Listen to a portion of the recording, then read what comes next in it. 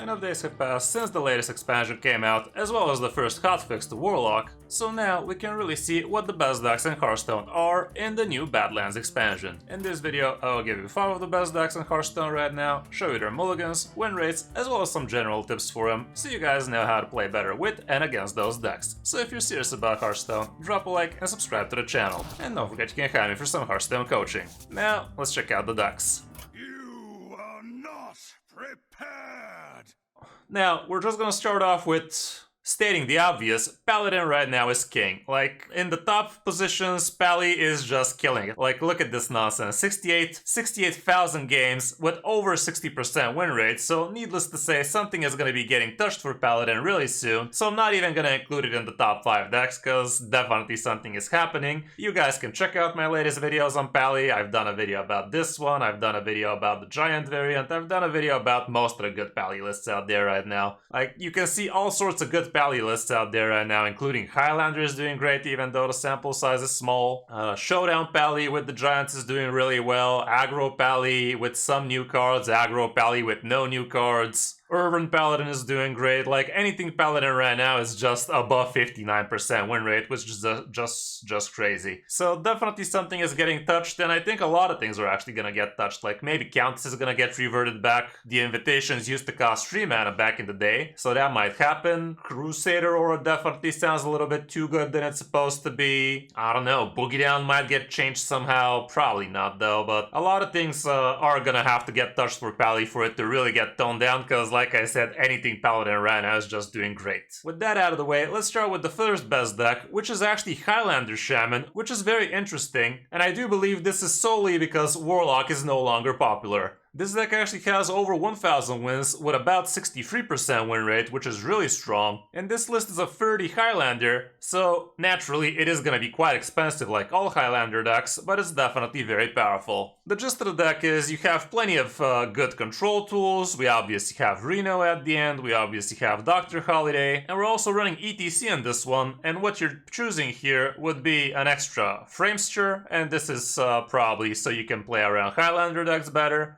Your Viper can help you against plenty of decks, including in the mirror, and apparently Turn the Tide is also something you might consider, even though I would say that this would be the first card you might consider changing. Other than that, we have plenty of good stuff, including things like Glacial Shard, Astalor is in here, Greedy Partner helps you curve out faster, Trusty Companion helps you with the gas, Watcher of the Sun helps you as well, and we're actually not running Ignis in this one, and I guess it does make some sense because you have Dr. Holiday, but if you don't find Dr. Holiday in time, I definitely believe that Ignis might also be a pretty good inclusion, like playing it on turn 4, start slapping with a turn 5 weapon. I can definitely see that feeling good. But yeah, we also have the Titan, which is very powerful, and don't forget that the first spell each turn is going to be costing you 3 less, so even on the turn where you drop this, you can combo it off with something like Lightning Storm for 3 damage, and he also has 3 damage AoE plus heal you, so that can be a very powerful AoE turn. Horn of the Windlord is pretty powerful, the Giant Tumbleweed is very strong, Prison of Yogg for some random nonsense, and just Yogg for some not as random nonsense, but still somewhat. Matchup wise, here's what the stats show, and right now only Plague Death Knight is gonna be a problem because they're gonna be ruining your Highlander, but I guess if that's that big a problem, you might consider including a Steam Cleaner in your ETC, and that is gonna help a little. It's still not gonna save you entirely, but it is gonna help you maybe drop a Holiday at least, if the opponent doesn't instantly shuffle some Plagues back into you. As for the mulligan, we're gonna have to go with the kept stats because the win rate stats are just not populated enough. Here's what it looks like, but looking at the kept stats, here's what it shows, a little bit clearer picture. Shock Hopper, pretty nice. Carving Chisel, also pretty good. Schooling is also amazing. Greedy Partner, so you can curve out faster. Dr. Holiday is great. Asheron Scroll's not bad. Framester, especially against potential Highlander decks. Watcher of Sun is not horrible as well. Turn the Tide is pretty powerful. Glacial Shard can slow down the opponent. Flash of Lightning, I guess. And yeah,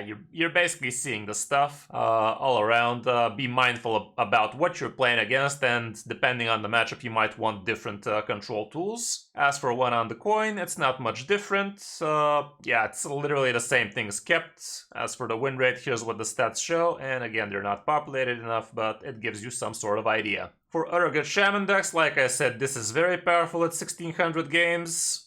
We also have several other iterations of Highlander Shaman out there. Totem Shaman is doing decently well, sitting at 57, but so far Elemental Shaman hasn't really picked up. It's barely at 47, so definitely not worth going with that, with the other good options out there. On the number 2 spot, we have Hound Hunter, which has been taking the meta by storm as well, and I've already given you a video about this deck with a guide and some coaching action with it. The deck was very strong, very powerful, very OTK-y basically. Like, you can do obscene amount of damage if you actually take your time with the help of Stone Gargan, which can get buffed in multiple different ways, and you can also magnetize Absorbent Parasite, and if the opponent is not careful, giving you a few 1 health minions. That's just insane amount of damage. And yeah, definitely check out my detailed guide about this deck and check the game so you can have a better idea of how to play with and against it. But a note on how to play better against it: be very mindful about how you position, especially after turn 4. Like, positioning is king in this matchup, and you can be very annoying for the opponent if you run locations, for instance. Like, if you have location, what you want to do is always have location in the middle of the board. Ideally, you want 1 or 2 minions on each side of that location, but never 3, because if there's 3 minions, that just amplifies the damage so much higher with the Stonebound Gargan, and you want to be very careful and very mindful about that. You can also deny healing with Hollow Hound as well, and it can also be used for OTK obviously, but it's a bit more expensive. But yeah, having a location is very powerful. Dormant minion is the same thing, like they cannot cleave through the dormant minion for a few turns, and even a stealth minion can help you as long as you only have 3 minions. However, it has to be 3 minions, because if you have more than 3, they can just cleave the stealth, whereas if you have only 3 minions and the stealth is in the middle, he can cleave maximum the amount of 2 minions at the same time. So be smart about how you position is all I'm trying to say. And usually turn 6, turn 7, turn 8 is where they really can start doing a very big amount of damage, but they can start doing a serious amount of damage literally as soon as turn 5 if they, let's say, had Bestial Madness into the Buzzard, and that's suddenly gonna be a 5 damage Stonebound, and slap that with an always bigger Germonger, and this is gonna have 7 damage cleave, which would be maximum amount 18 damage if there's 1 health minions on the board. If you don't have dormant minions, locations, stealth minions, all of that, you can also be using big health minions as buffers in between minions, and that way it's like there's not a minion there to begin with. Yeah, it's still gonna take the damage, yeah, it still might even die, but it's not gonna amplify the damage that goes to face. Like, that's a cool thing we actually did against one Beast Hunter with a Paladin. We literally played Countess without even being pure yet, just for the sole purpose to separate a couple of 1 health minions, and that actually won us the game, and we won at 2 health, just because we had the Countess on the board to be soaking up all of that extra damage. So that's another thing you could be playing around with. Matchup wise, here's what the stats show. Trent Druid, if you manage to find one, is not going to be very great. Aggro Pally and Showdown Pally might be problematic as well, because they can be very quick, even though, like, yeah, they have a lot of Divine Shield, so you can't even heal properly a lot of the times against them, so not your ideal opponent, that's for sure. Mecro can also be problematic with stealth, and they don't really tend to be going too wide in the later turns, they prefer going tall. Totem Shaman can be a bit too fast, and also when Rage War is on the negative. Thaddeus Warlock as well, because they're gonna have plenty of big dudes. Mulligan-wise, going first, here's what the stats show. It's obviously pretty nice to get Awakened Tremors, the Musician, the Trinket Tracker. One thing that I've noticed is that Barrel of Monkeys is actually super low on the keep list. People still keep it a lot, and personally I also feel like it's a good keep. And let's face it, like 62% win rate is nothing to scoff at still, but it ain't 69. But yeah, don't overkeep Barrel of Monkeys is what I'm trying to say. If you're against the Paladin, I think it's always gonna be worth having Barrel of Monkeys, but against most other matchups, you might want to just try to roll the dice and get the bigger dudes instead. Like, you have better options is all I'm trying to say, and Barrel of Monkeys is going to be a great thing to mulligan into. It's going to be okay to top deck it, but just straight up keeping it, make sure to have good reason for that. As for On the Coin, the situation is similar. Barrel of Monkeys is your worst card here. People still keep it half the time, basically. But yeah, the rest is looking kind of similar. Hope of Kel'Thuzad becomes a lot greater here. And even the Gargan is actually something you want to be holding on to. It's like the first Gargan bargain, you can straight up use to control the board nice and early, like cleaving the opponent with 3 big minions like that can definitely stabilize the game, so you can actually take your time to build a very good board and very big dude later. Selective Reader is still nice. Honestly, Absorbent Parasite feels a little bit weird as a keep when going second, but the psychology behind this is you basically do it when you actually are expecting a high priority target early on, and you're just gonna throw it out early. You're not gonna wait to magnetize it on turn 7. You're just gonna use it as a control tool in the early turns so that the opponent doesn't snowball you too fast. Awakened Tremors is still fine, Musician is still fine, and yeah, basically same stuff. For other good Hunter decks, also Highlander Hunter is doing quite well. Very small sample size on this one. Here's one with bigger sample size and still respectable 57% win rate. So yeah, if you feel like you have plenty of dust to spend, you might want to go the Highlander way and see how that feels, but as you can see, this one is just way better, sitting at 28,000 games, 58% win rate, nothing to scoff at indeed. On the number 3 spot, we have this new Aggro Demon Hunter variant, which is not as complicated as the just Blind Eye Sharpshooter. This one relies more on a little bit brute force. You're running things like Biblomite, like Sightless Magister, the Magnifying Glaive is also pretty cool. And yeah, you still tend to actually pop off quite nicely with your Sharpshooter. You have plenty of ways to actually make it nice and good. You still have plenty of cheap Nagas. We're even running Frequency Oscillator, and the sole purpose for this oscillator is so you can have 0 mana Mistake. So you could even, as soon as turn 3, tempo out a Blind Eye Sharpshooter, follow up with a 0 mana Mistake, and maybe even 0 mana through Felon Flames, and that's just huge tempo. Like, you're gonna have a 2/6, which is gonna be very hard for the opponent to deal with, and if that sticks for a turn, the opponent is gonna have a very bad time against you. You also have, like I said, Magnifying Glaive and Sightless Magistrate. They're very nice at giving you extra gas. The deck it still feels like a Aggro Naga Demon Hunter, but this one is really putting the aggro where it's supposed to be. It's not as combo deck as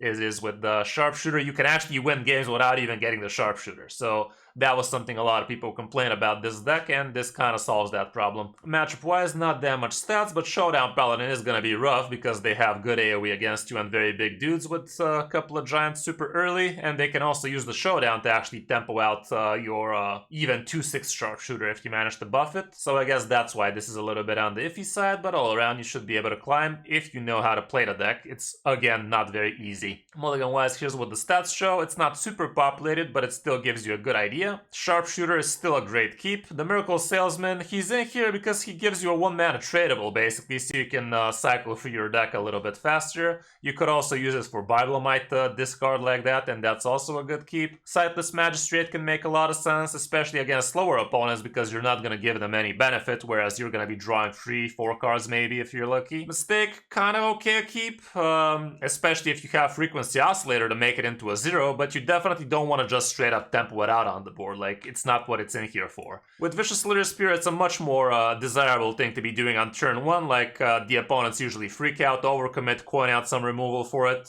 You don't really plan on doing too much damage with it, but you still could. Like, you have things like Eldari Studies, which is not something you want to keep, but it is something you could top deck, and suddenly this becomes 3 damage easily in most cases. But yeah, all around this is when going first and going second. Stats are a little bit worse here, so let's see what people are actually keeping. Sharpshooter is still obviously great, Biblomite amazing, Miracle Salesman, Oscillator, yeah, basically same stuff. Weapon also makes a lot of sense here, and it kind of does when going first as well, so there's that. Other good Demon Hunter decks out there right now, it's a lot of Naga Demon Hunter variations basically, and we're gonna have to scroll very, very low to actually see anything different, and we're already under 50, so yeah, apparently it's just Aggro Demon Hunter and nothing else. On the number 4 spot, we have Rainbow Mage, but we are seeing some very interesting inclusions, including the Blast Mage Minor, which usually you do have 10 cards in your hand very, very often with this deck. We also have the Researcher in here, which helps you slow down the opponent tremendously. Like, you have some very heavy hitter secrets in Standard right now with Explosive Room, Objection, Counterspell. All 3 of those are pretty powerful, and honestly, the other 3 are also nothing to scoff at in most cases. So it's a very good card to have, but you need to be excavating for that to work, so we also have a couple of Kobold Miners in here, as well as Cryo Preservation, and that helps plenty too. Other than that, we have the new Tram mechanic, which gives you a Fel spell, which is pretty cool, and also the Miracle Salesman gives you a 0 mana spell, which can be dealing up to 8 damage if you actually have all spell schools with Sif, and if you actually slap a Reverberation on this, we're no longer running it in the deck, but if you discover Reverberation, a 0 mana spell is gonna suddenly deal 16 damage with a doubled up Sif like that. Other than that, the rest of the deck looks pretty much the same, aside from no longer running the 7 mana spell, no longer running Reverberation, which used to be a pretty good spell, not gonna lie. We no longer have room for things like Star Power, like the Titan, like the Naga that discounted your stuff, but as you see, the deck is actually still very powerful. Heatwave is also in here as a 2 damage AoE potential, helps you in the early game tremendously, but yeah, the rest of the deck is same stuff. Matchup wise, we literally don't have any stats here, which is honestly kind of weird. Like, the deck has more than 1000 games, so surely we should have been seeing some stats here, but I guess